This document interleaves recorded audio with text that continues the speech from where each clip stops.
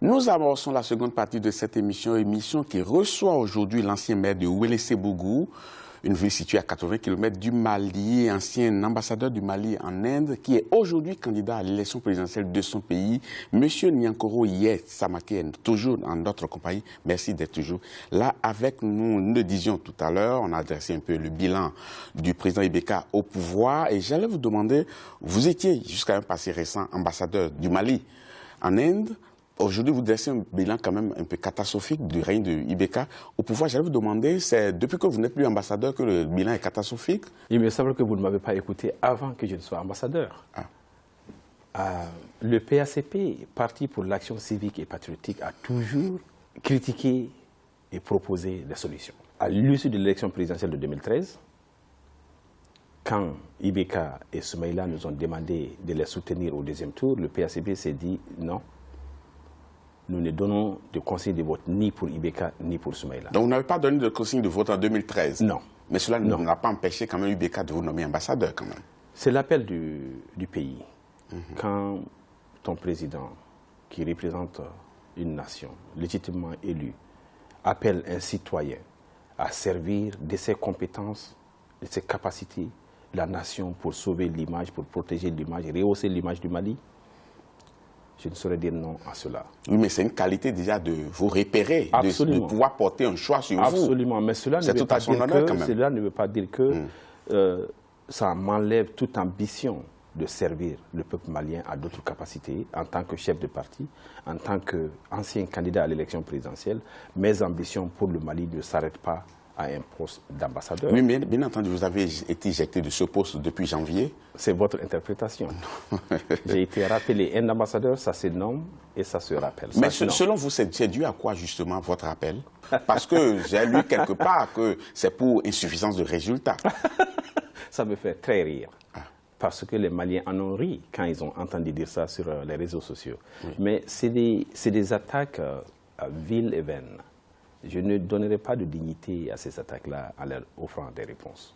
La réalité est dans le résultat que j'ai acquis à New Delhi, notamment la visite officielle pour la première fois que le vice-président de l'Inde, un vice-président de l'Inde se rend au Mali. Je suis venu et 4 mois plus tard, j'ai fait venir le ministre des Affaires étrangères de l'Inde au Mali. Il y a eu des accords signés entre le Mali et l'Inde. Il y a eu des paquets d'assistance entre l'Inde et le Mali. Aujourd'hui, l'Inde est en passe de financer à coût de 100 millions de dollars le projet de transmission d'électricité entre la Côte d'Ivoire et le Mali. Mon bilan parle plus haut que ces arcanes politiques. Oui, mais justement, est-ce que vous êtes d'accord avec moi que vous ne pouviez pas demeurer ambassadeur et être candidat contre le président de la République? Je ne suis plus ambassadeur. Non, quand vous étiez ambassadeur. Donc c'est une chose normale que l'on puisse vous rappeler si vous voulez faire de la politique et voler de vos propres ailes, que l'on vous rappelle. Comme je te l'ai dit, le président de la République nomme un ambassadeur, il le rappelle quand il le veut. Il en a les attributions. Oui, mais est-ce que c'est vos ambitions qui vous ont valu le rappel? Vos ambitions présidentielles, je veux dire. Bon, faudrait-il demander au président de la République pourquoi il a souhaité me rappeler.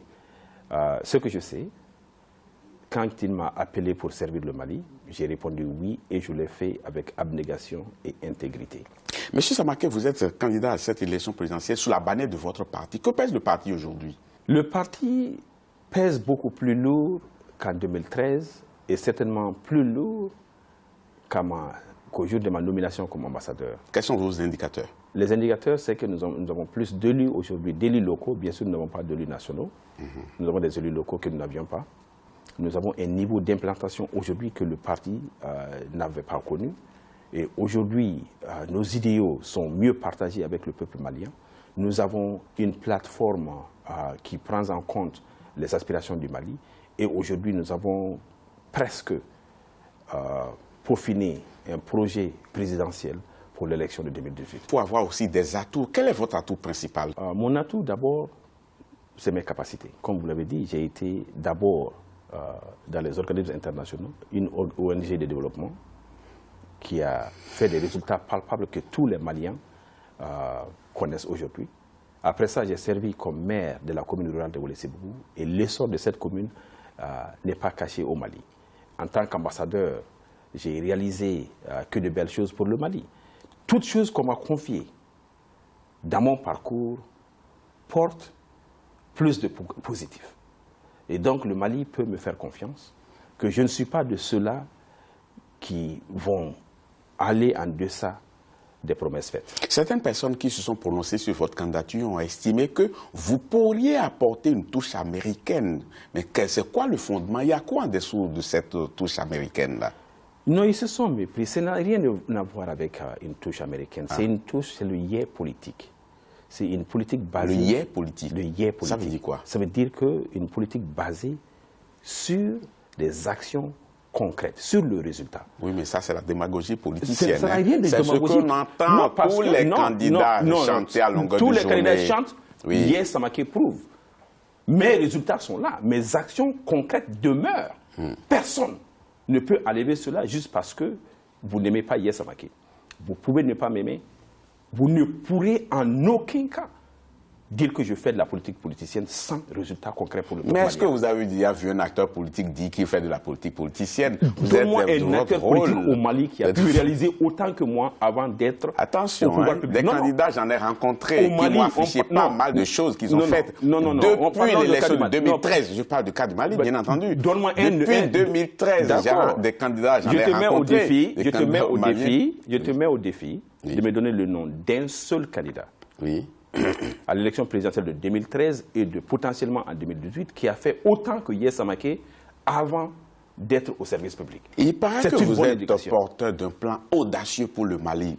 Quels sont les fondements de ce plan-là? Il y a quoi dedans? Les quelques grands traits, s'il vous plaît. Quelques grands traits, je vais trahir le secret pour vous. Je vous en prie, ce serait pour l'honneur et le plaisir de nos téléspectateurs. Bien entendu. Donc, au Mali, nous avons sous-estimé le potentiel de la jeunesse et nous avons souvent cru que c'était un handicap ou un fardeau. La femme malienne, son potentiel est caché.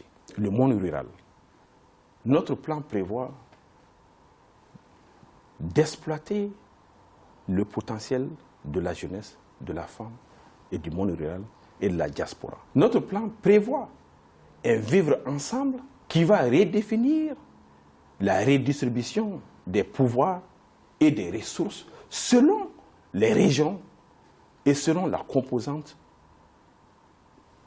de la société malienne. Mais personne, aucun candidat ne dit que la jeunesse est un handicap. Au contraire, les gens estiment que la jeunesse et la femme se constituent des bombes à retardement si on ne règle pas leurs problèmes. Mais... Là, le handicap, vous venez juste de le dire, c'est le même langage de tous ces hommes politiques. C'est une bombe à retardement. Oui, c'est une bombe à retardement tant qu'on n'a pas réglé leurs problèmes, justement. Tant qu'on n'a pas réglé leurs problèmes. Mais en période électorale, caresser les femmes dans le sens des poils, caresser les jeunes, la jeunesse dans le sens des poils, ces hommes politiques. C'est ce que vous faites, vous les hommes politiques, les acteurs Yes Samake et le PACP, oui. c'est différent. C'est pour ça que nous vous disions.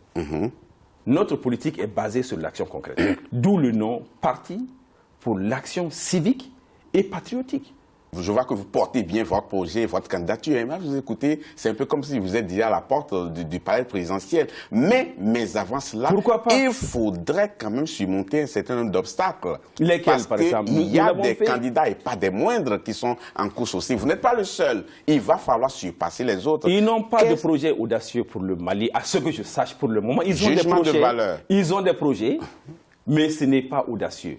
C'est ce qui manque à la classe politique malienne, cette audace-là. C'est ce qui fait qu'aujourd'hui, nous sommes à la traîne à la résolution de la crise nationale. Qu'est-ce que vous pesez, par exemple, en face d'un candidat comme Soumaïla Cissé, qui est le chef de file de l'opposition, en face d'un candidat, je ne sais pas s'il sera candidat, bien entendu, Ibrahim Boubacar Keïta, quand vous avez des poids lourds comme ça, on veut élire un seul président. Qu'est-ce que vous pesez devant ces grands-là? Ibrahim Boubacar Keïta n'est pas candidat. Oui. À ce que je cherche, Soumaïla Cissé n'est pas candidat. Tu penses qu'ils seront candidats? Ne sont pas encore. Et s'ils étaient... Tu es en train de dire qu'ils sont candidats? Et s'ils étaient candidats, par exemple? Ils ne le sont pas jusqu'à preuve de contraire. Oui, mais... Et nous allons partir pour le fait que on est à 4 mois de l'élection présidentielle. Oui. Si on ne sait pas qui est candidat, on ne peut pas aujourd'hui partir du fait que vous êtes suspicieux qu'ils pourraient être candidats ou si vous êtes au secret de Dieu. Moi, je ne le suis pas. Je suis dans le secret de Dieu. Je vous dis, ils seront candidats. Je prends sur moi en disant, ils seront candidats. Dites-moi alors que vous pesez devant eux. Ce que je pèse devant eux, oui. Ou bien vous les redoutez sérieusement? Non, parce que je n'ai pas encore failli le peuple malien. Oui. Parce que j'ai une nouvelle proposition à faire au peuple malien. Parce que mon projet n'est pas similaire à ce que ces gens-là pourraient potentiellement, puisqu'on ne sait pas s'ils sont candidats ou pas.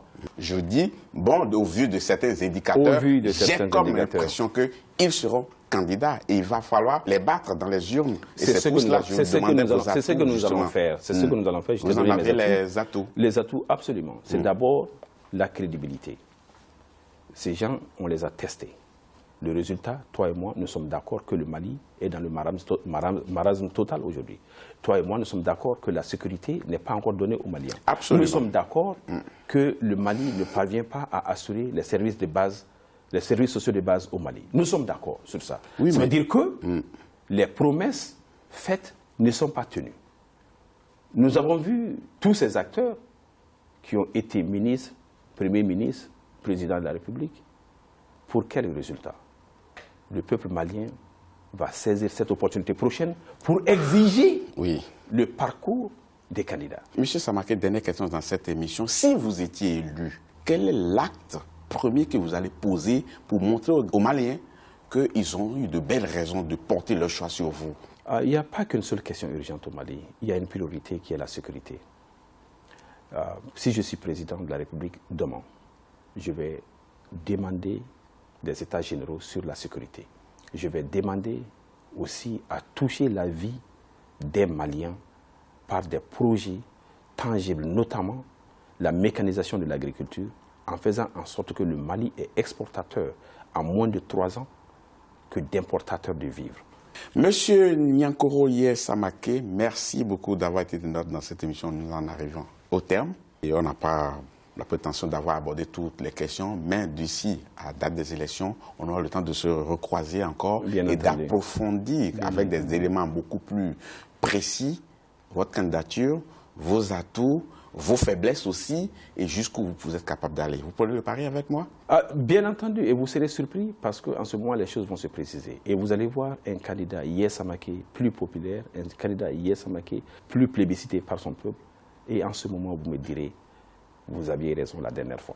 Tout le plaisir sera pour moi. Merci beaucoup, Niankoro Samaké. Je rappelle que vous êtes ancien maire de Ouelessebougou, ancien président du Parti pour l'action civique et patriotique, ancien ambassadeur du Mali en Inde et aujourd'hui candidat à l'élection présidentielle. Ce sera tout pour cette émission. Merci beaucoup de l'avoir suivi. Je vous donne rendez-vous très bientôt pour un autre numéro. À bientôt.